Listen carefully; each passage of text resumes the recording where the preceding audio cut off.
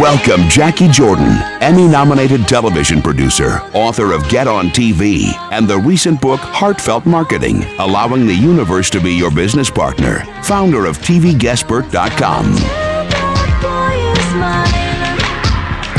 Thank you so much for having us on in the car while you are driving home tonight. I'm Jackie Jordan, hosted here by Guestpert.com.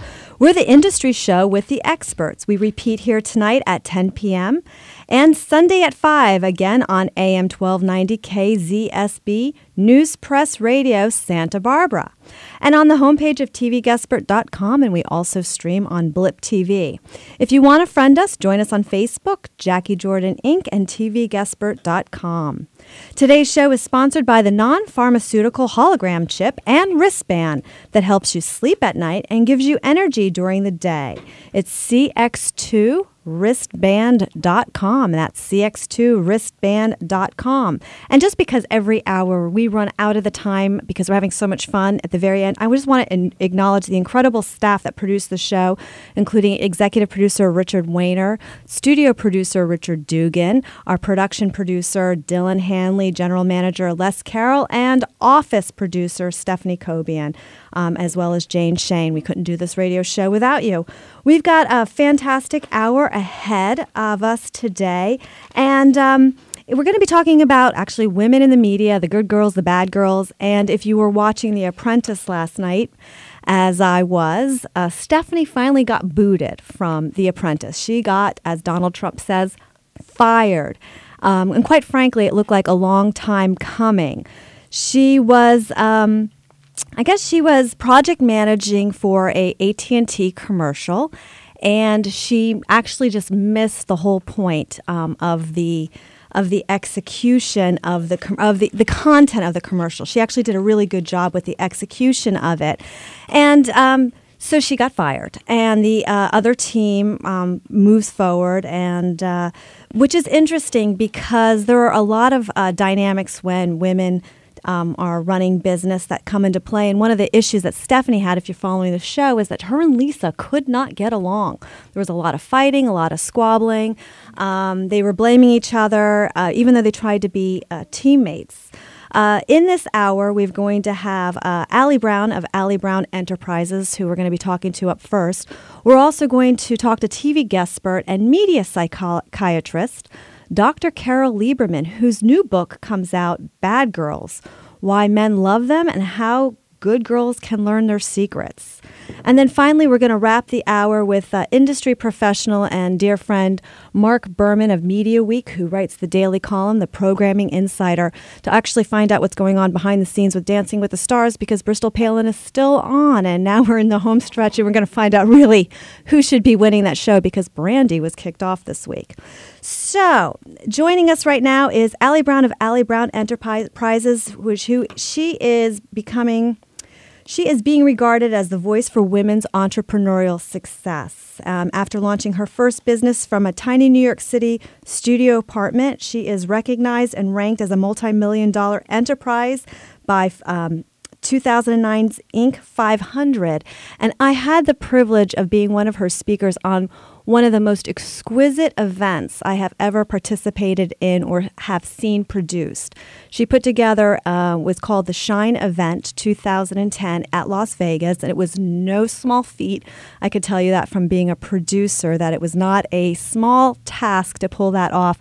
Women from around the world came in to share their ideas about business and to learn from Allie and her team.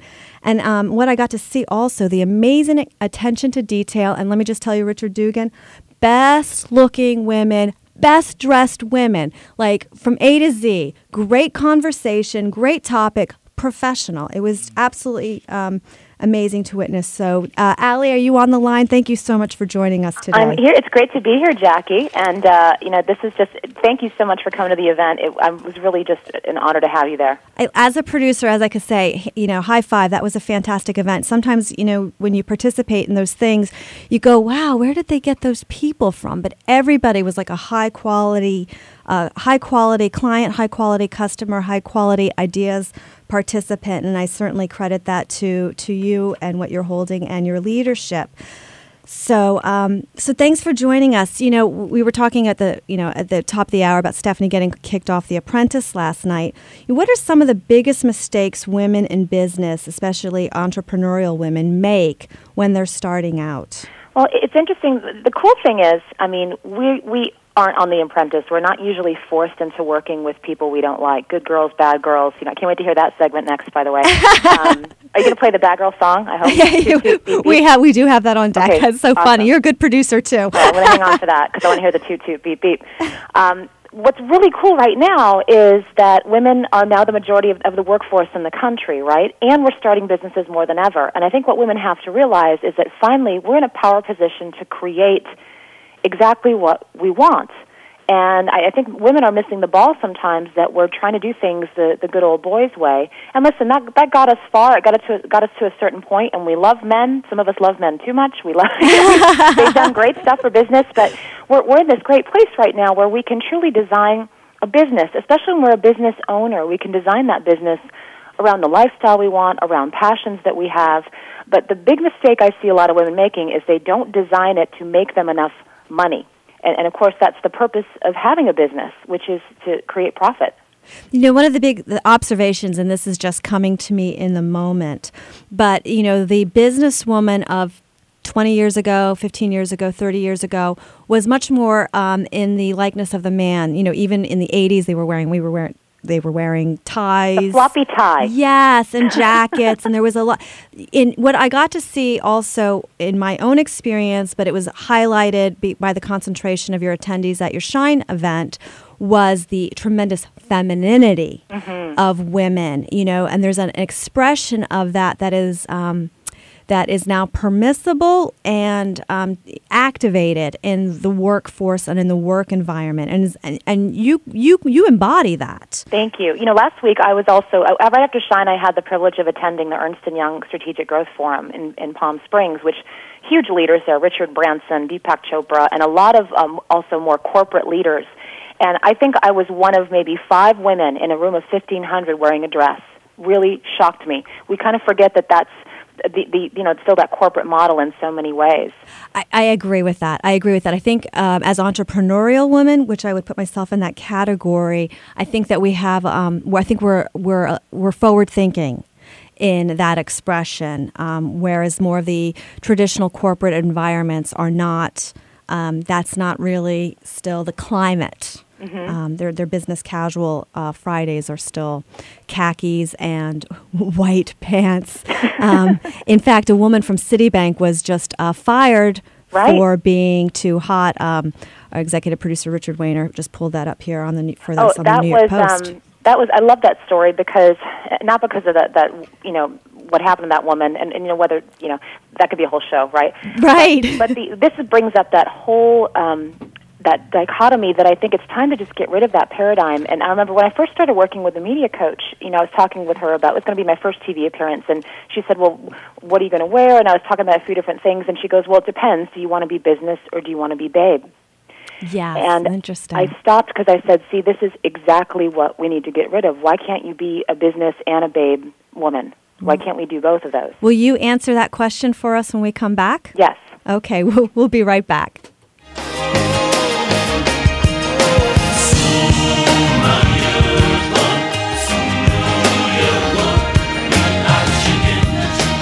The Jackie Jordan Show with host Jackie Jordan on TVGuestpert.com, Radio KZSB, 1290 AM Santa Barbara and worldwide. Alex Detail was a child genius who saved the world from the evil harvesters. But a decade later, this mysterious alien force has returned, and Alex is no longer a prodigy. Now, in order to save the world again, he must survive his kidnapping, fight his evil clone, and get his ship to the planet Pluto, where he will uncover the universe's ultimate power. Alex Detail's Revolution, a thrilling new novel by Darren Campo. Buy online or wherever books are sold.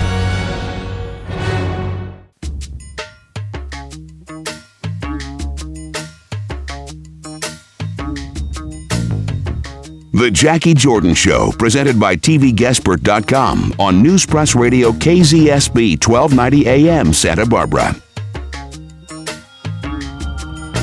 Hi, I'm Jackie Jordan. Thank you so much for having us on in your drive home. We're hosted here by Guestpert.com. We repeat here tonight at 10 p.m. Also Sunday at 5 p.m., we're 1290 KZSB Santa Barbara. We're also sponsored today by the non-pharmaceutical hologram chip and wristband that helps you sleep at night and gives you energy during the day. CX2wristband.com. Stephanie from The Apprentice was fired last night, and I'm now joined on the phone with Allie Brown of Allie Brown Enterprises, who is named the #1 woman for entrepreneurs to follow on Twitter. And we were just talking before the commercial break about, do you want to do business or do you want to be a babe? And Allie, I want to know what you think. Well, I think it's time that the whole thing is about choices, right? And listen, women, if you don't want to be a babe, that's fine. I'm not forcing you to be a babe. I don't teach babedom. I just think it's time for us to be ourselves, and the great thing about creating a business is you can do that. So I actually have some great tips to get started. I would love to share with your listeners. Please. Okay. So the first thing is, if you're listening right now and you've had a business idea or you're not sure what direction to take, I'm going to give you just 5 simple steps, especially for women when they want to start a business. And the first one is, I see women succeed a lot more often when they start with what they know. Now, that means think about things you already know how to do. It's likely that you already have some type of work or life skill that you could provide as a service. Or maybe there's just something you're really passionate about, and there are ways you could turn it into money. But you have to make sure it's going to be a viable business model. We'll talk about that in a minute. But you may be surprised. A client who's worked with me for several years, her name's Karen Noller. She is a raw food expert. She loves raw food, this whole raw food lifestyle. She now is close. I think this year is going to finally break $1 million online. That's and fantastic. It all started with an e-book sharing her recipes. She has videos on YouTube of her and her son. She's a single mom making these delicious raw food shakes, and now she's teaching people to become raw food coaches. So you may be surprised. So that's number 1. Number 2 is do your research. Don't start a business without doing the research. And women, I hate to say that we're usually not as strong in this department. I have clients come to me and I'll be, well, what are your competitors out there? What are they charging? And I haven't looked at that yet. Get on Google. This isn't hard. Right. Look at how other people are packaging their products. Read books. Take courses. Go to seminars. Network with people in your field. And use every resource you can think of, and see if people are out there who are already making money with this, or if you see there's a huge hunger for this type of information or service or product that you want to create. Excuse me. We run into that all the time in our media development company, where people have the big grand show idea, but don't even have the first business plan or business proposal.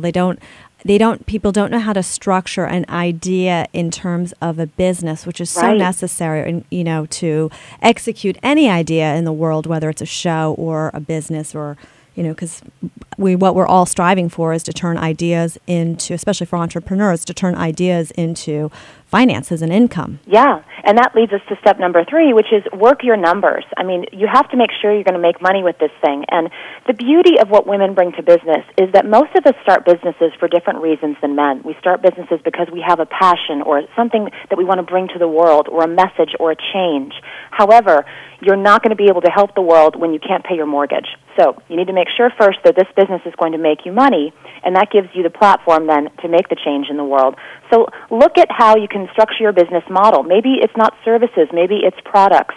Maybe it's taking what you know but delivering it in a different way. Quick example, one of my clients who's worked with me for several years, her name's Kira Dakin. She's a wedding planner. When the recession came along, women were not spending as much money on weddings, but she saw so many women out of work and wanting to become wedding planners, even if it was just part-time, and they're ready to learn. And so she created a whole arm of her business teaching other women how to become wedding planners, and has tripled her income in the last 2 years.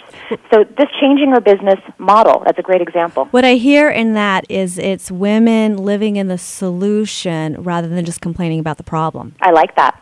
Ooh, that's why they pay you the big bucks, Jackie. I like that. Totally. Yeah, it's like looking at the opportunities you have. And the people who were hit hard by the recession were the ones with their heads in the sand. I mean, they weren't looking to...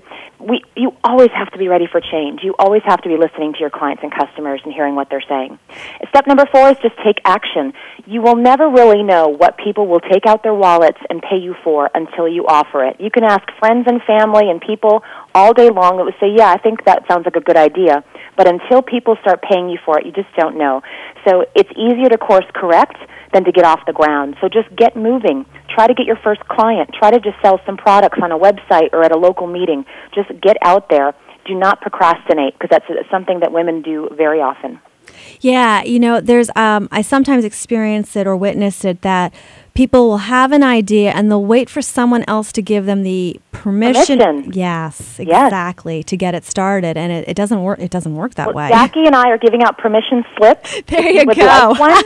Actually, that's a great idea. We should just start a little opt-in page on that will print you a little permission slip saying, we tell you to go for it. Allie, that's clever. It's like a coupon. Yes. Yeah, you know what? It comes from. Listen, we all grew up in school, right? Yeah. Everything's in a certain order.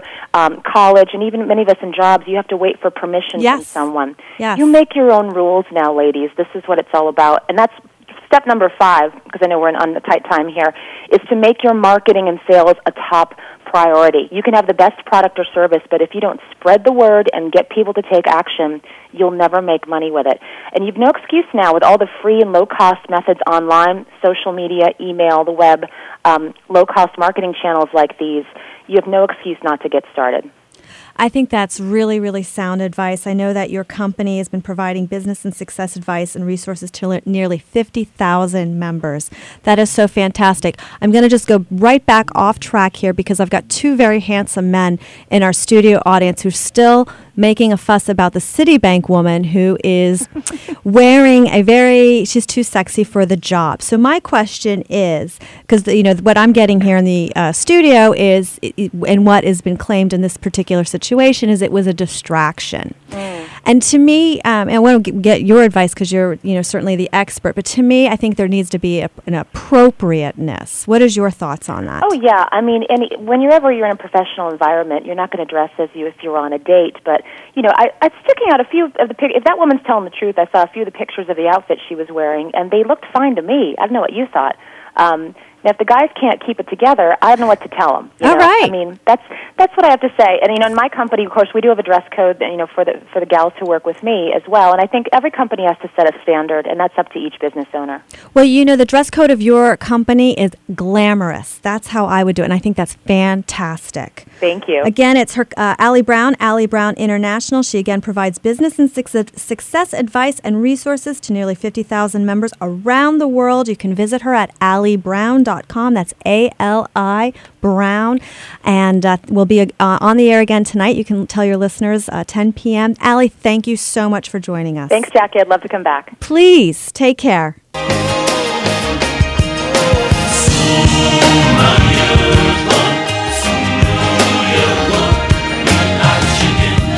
The Jackie Jordan Show with host Jackie Jordan on TVGuestpert.com, Radio KZSB, 1290 AM Santa Barbara and worldwide. Alex Detail was a child genius who saved the world from the evil harvesters. But a decade later, this mysterious alien force has returned, and Alex is no longer a prodigy. Now, in order to save the world again, he must survive his kidnapping, find his evil clone, and get his ship to the planet Pluto, where he will uncover the universe's ultimate power. Alex Detail's Revolution, a thrilling new novel by Darren Campo. Buy online or wherever books are sold.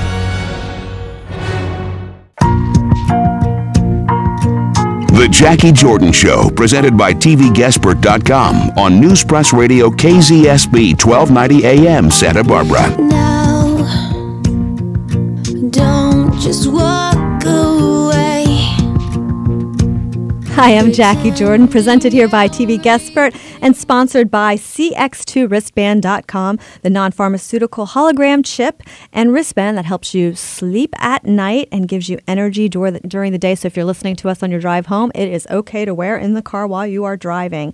The studio staff here is still arguing about the Citibank woman who got fired for dressing too sexy, which I think is, it's a really great discussion to have, and which perfect timing. We'll lead off with that with our next guest, the author of Bad Girls, Why Men Love Them, and How Good Girls Can Learn Their Secrets. She's a TV Guestpert and media psychiatrist, known nationally on television. Carole, thank you so much for joining us. Thank you. Your book is beautiful, absolutely beautiful.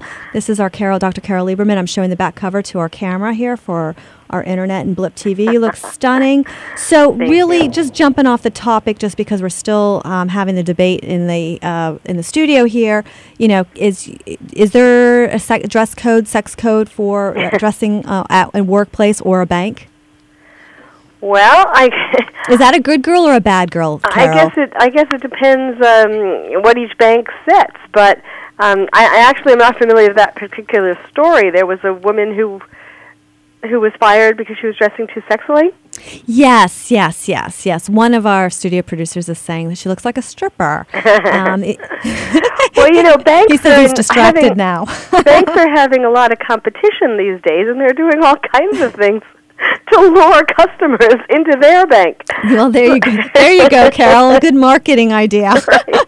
I mean, obviously, this woman, you know, is trying to does seem like a bad girl. I mean, I'm presuming from what you're saying that she's not really let's put it this way: her mind is not on her job. It's on meeting, I don't know, perhaps rich guys who come into the bank and have high bank accounts. Not that anybody's asking my lousy opinion, but I do think that some, you know, different businesses have different cultures. And I think that if you want to keep your job, you work within the culture of that business. You know, so that's my lousy Yes, it's silly true opinion, that if you want to prowl for guys, you should be doing it after business hours if it's a serious kind of business like a bank. Sure, absolutely.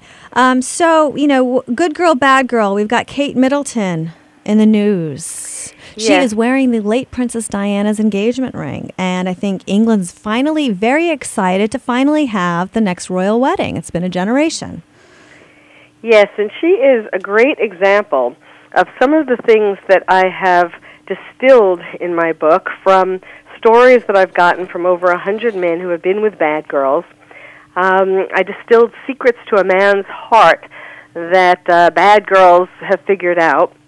And Kate is a wonderful example because she is a good girl, or so it would seem. It does. She definitely, I think she's at least projecting the image of a good girl really great. Well, yeah, she's at least projecting that image. I mean, you know, it comes down to what her relationship is like or was like as a little girl with her father.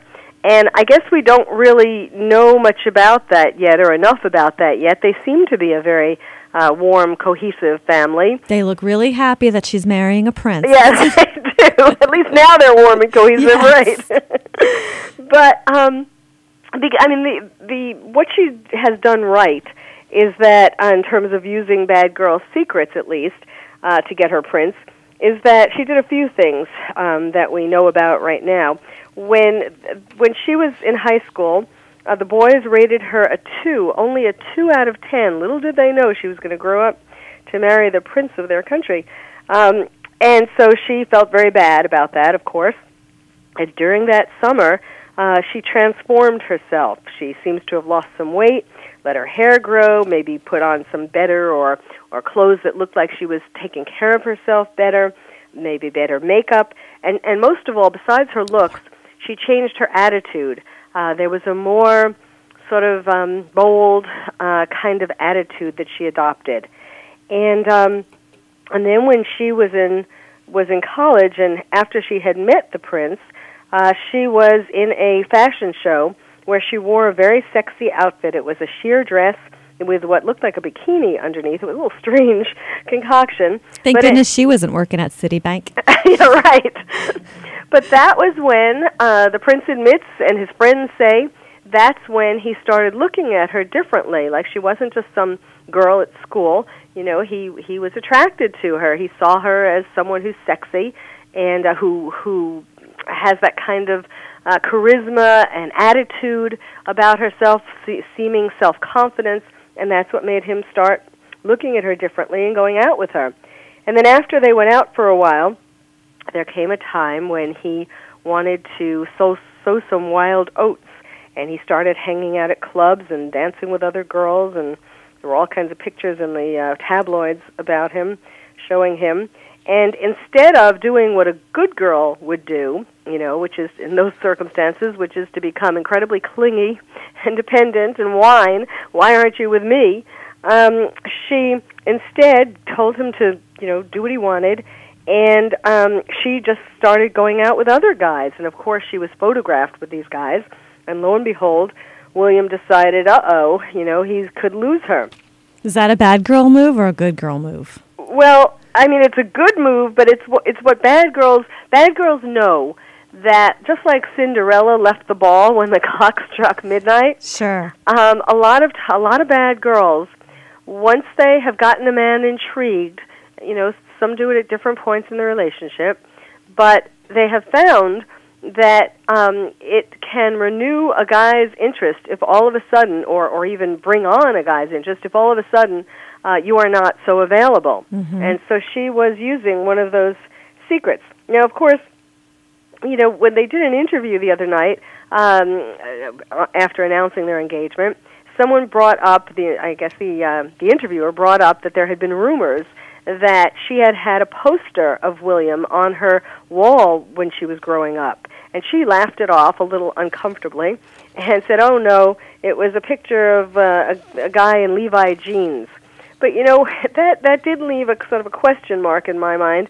Did she, in fact, it would be embarrassing, of course, for her to admit that now, and especially on television and so on, and especially after he had just asked her to marry him. But, one does kind of have to wonder whether there was some truth to that. We have Tom Cruise and Katie Holmes, or Katie Holmes claimed to do that. Kelly Preston claimed to have done that also regarding John Travolta. Yes. And so, if indeed that turned out to be true, then one would have to reconsider whether she was just a good girl using some bad girl tactics or whether she was really a bad girl who went after him from the get-go. Well, I'd like to think the next princess of England, at least in my fairy tale mind, yes, is a good girl. Me too. I would like to, because you know why? We want to think that because when we were growing up, it was all about the fairy tale. Well, yeah, but also if you're a good little girl, you get rewarded. Yes, all these good things like good princes will come to you. When we come back, Carole, can you tell us about some of the bad girls like Mel Gibson's Oksana, Jessica Simpson, and Kate Gosselin? Do they fit in the bad girl column? Sure. And also, still to come, we've got industry insider Marc Berman from Media Week, the columnist for the Daily Programming Insider, still to join us. We're going to actually talk to him about whether the bad girls on Dancing with the Stars or the good girls going to win. We'll see. We'll be right back.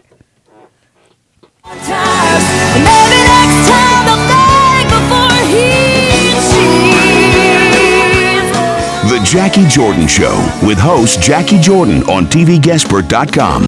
Radio KZSB, 1290 AM Santa Barbara and worldwide.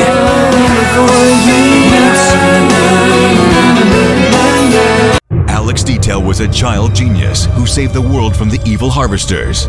But a decade later, this mysterious alien force has returned, and Alex is no longer a prodigy. Now, in order to save the world again, he must survive his kidnapping, fight his evil clone, and get his ship to the planet Pluto, where he will uncover the universe's ultimate power. Alex Detail's Revolution, a thrilling new novel by Darren Campo. Buy online or wherever books are sold.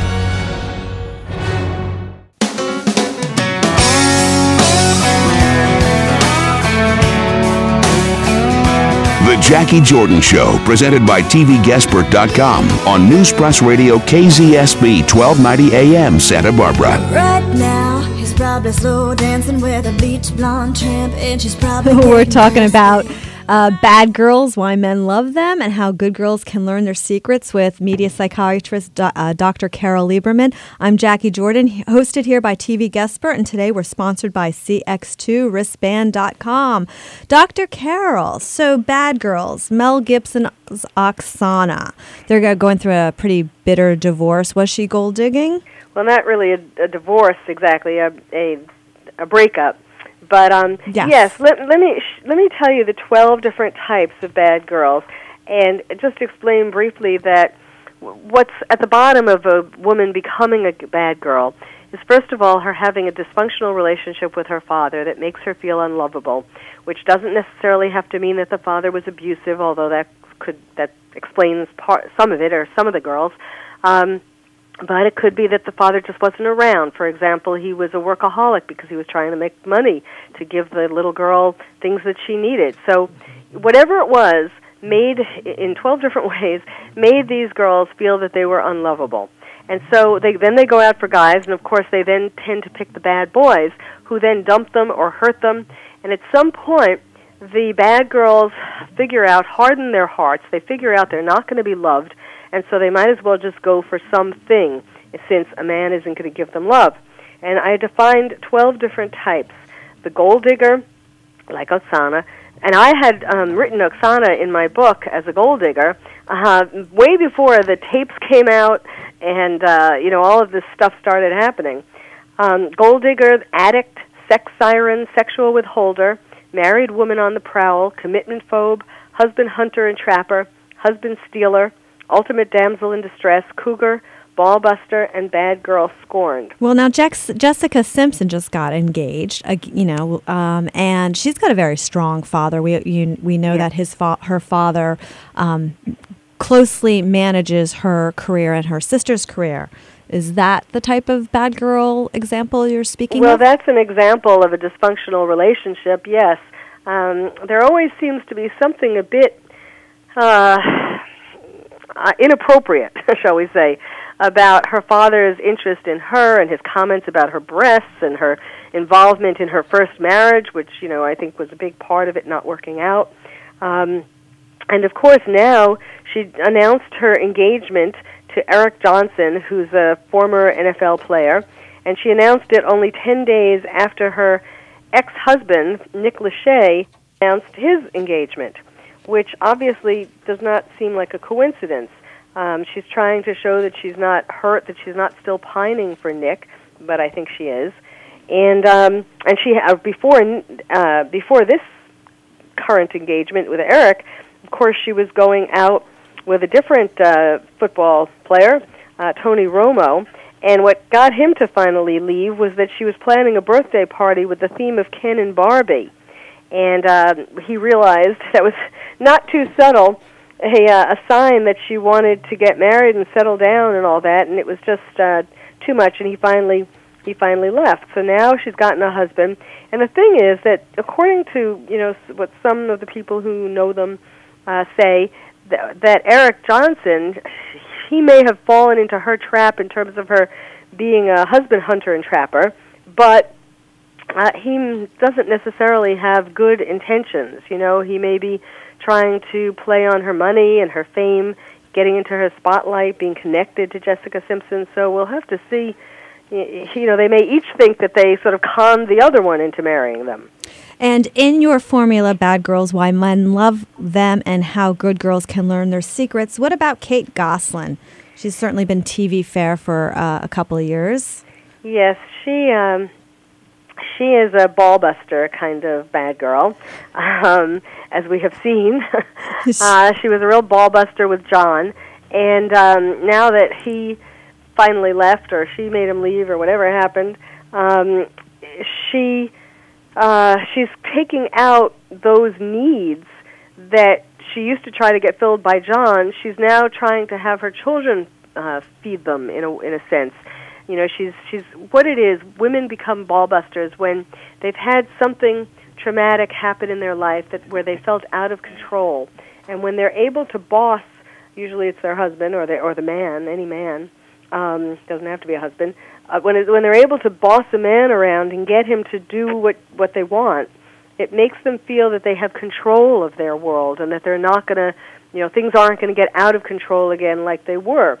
But of course now we're seeing her children acting out, getting expelled from school, and so on. And so it's very hard, obviously, to be in a household with someone like that. It's funny. I did see, I think, a quote coming out of Kate's mouth on one of the entertainment shows where she had said to her boys, now that there's no daddy, you're my man. And that is the worst thing. I would think so. And I'm sure that's probably that kind of displacement goes on in a lot of divorced families. Yes, it does.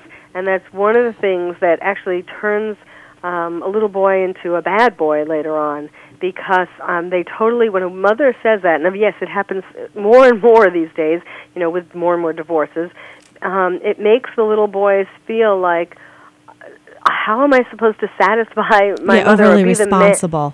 Yes, be the man in the house when I'm just this little kid. Like, it makes the little boy feel totally inadequate, and that feeling stays with him for the rest of his life.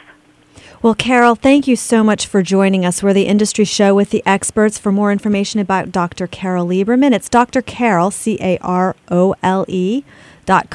and it's Bad Girls, Why Men Love Them, and How Good Girls Can Learn Their Secrets. And coming up next, we've got Industry Insider, Marc Berman from the Programming Insider, and to find out more about him, it's PIFeedback.com. He puts out a fantastic industry broadcast column daily for Media Week. So we'll be right back because we want to find out about Dancing with the Stars.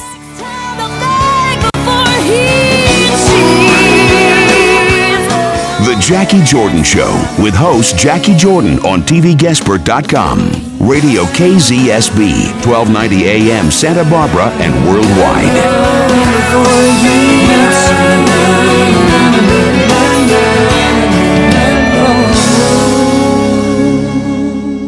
Alex Detail was a child genius who saved the world from the evil harvesters. But a decade later, this mysterious alien force has returned, and Alex is no longer a prodigy. Now, in order to save the world again, he must survive his kidnapping, fight his evil clone, and get his ship to the planet Pluto, where he will uncover the universe's ultimate power. Alex Detail's Revolution, a thrilling new novel by Darren Campo. Buy online or wherever books are sold.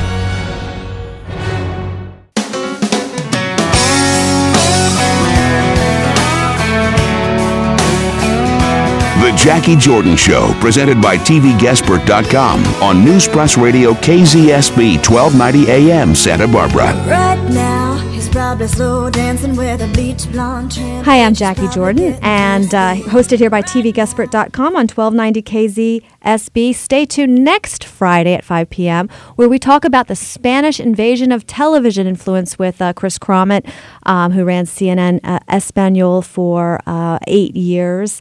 So that will be next Friday, next Friday's show. We also have a Pakistani American who's releasing a Christmas album. So we will be covering the whole issue of diversity or unity in the media. But joining us on the phone, I've been a big fan of his for years. I read his column every single day on Media Week. You can subscribe to it online at PIFeedback.com. He writes the Programming Insider. And what I love about our next guest is he loves television.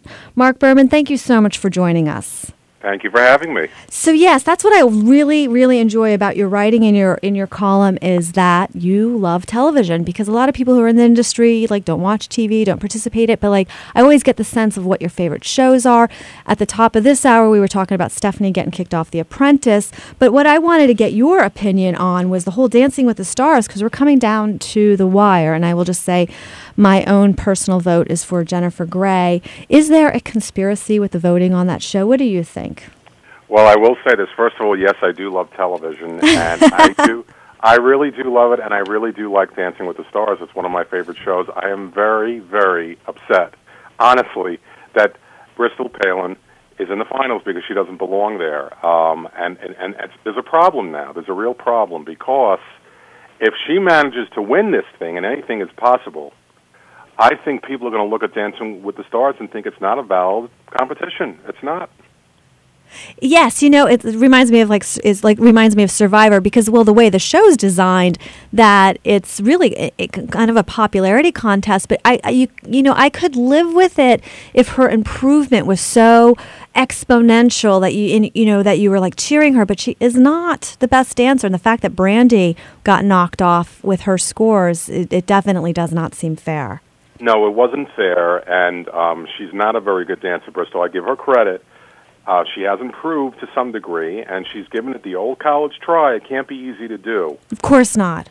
But obviously, and I have to go back to the beginning of the season. When I first heard of the casting, I thought brilliant casting this season, and by brilliant, Bristol Palin and Mike, the Situation Sorrentino. Brilliant. Brilliant. It's if so Bristol true. can make it into the top 3, then so should the Situation. I'm sorry. I mean, give me a break. But you know what it's really all about? It's a very peculiar thing, and I'm not making any political judgments. This is not about that. I get that. I hear you. Sarah Palin, you either love her or hate her. A lot of people apparently love her, and they're voting for her daughter. Isn't that, and I have to say, that really just blows my mind. A few Mondays ago, I watched the Hillary Clinton show on the National Geographic Channel. Mm-hmm. And it was her first year as Secretary of State. So you followed her around and you got to see the work that she was doing. And I thought the show was exquisite. I thought it was really classy. You haven't really heard a lot about Hillary Clinton in the media or in the news. And so it was as National Geographic does, they do like high class, solid documentary style shows, and this was a 1-hour special about her year, and I thought it was impressive because I wouldn't know. I mean, I know in a theoretical way what the Secretary of State does, but to see it and to be in the plane and to go to the places and see a response was really impressive. But then you've got Sarah Palin, and it's now Alaska is named after Sarah Palin. You have that show that it went on TLC with 5 million viewers, as I read in your column. I'm like, whoa! It's insane. It's insane. I have to tell you, you know what, and I point the finger and blame it myself as well. I also was curious to watch Sarah Palin's Alaska. They're paying her TLC, which is a cable network, and again, I'm not negating cable. It's a terrific thing. They're paying her $1 million an episode. They've ordered 6 episodes. People are watching. Will she get 5 million viewers this weekend? Probably not, but she'll still do very well. There's a very bizarre fascination with Sarah Palin. And I do want to point, I think this whole thing with Bristol, if you go back to American Idol, the season when they had Sanjaya Malakar on, I mean, he couldn't sing, and he stayed on. I think he came in 7th that year. And every week that he got closer and closer, there's a website where you could vote. They support the worst, and they're supporting Bristol Palin. So I really have to tell you, I am so upset. When this happened, and then I don't know if you heard about this, but apparently some 67-year-old man was so angry, he took out a shotgun and blasted his TV set to smithereens, and then he pointed it to his wife. I mean, take it easy. I mean, it's just a TV show, but it's very upsetting. It really is very upsetting because I am not excited to watch it on Monday. I'm really not. I know. I feel a little nervous myself. Marc Berman, I want to thank you so much for joining us. You are the best. I love your column, The Programming Insider for Media Week. I know you're on the East Coast, and you kind of jumped in to do our show with us today or tonight over here on the West Coast, so I really appreciate it. My pleasure. It's PIFeedback.com if you want to subscribe to Marc's daily television programming insider column. I'm Jackie Jordan. I want to thank my studio crew, Richard Wayner, executive producer, studio producer Richard Dugan. We've got upstairs Dylan Hanley, Stephanie Kobe, and Les Carroll. Join us next week for our Spanish show. And this week's episode was brought to you by CX2wristband.com. That's CX2wristband.com. And you can Facebook us at Jackie Jordan Inc., TVGuestpert.com. Have a really great weekend and a great drive home.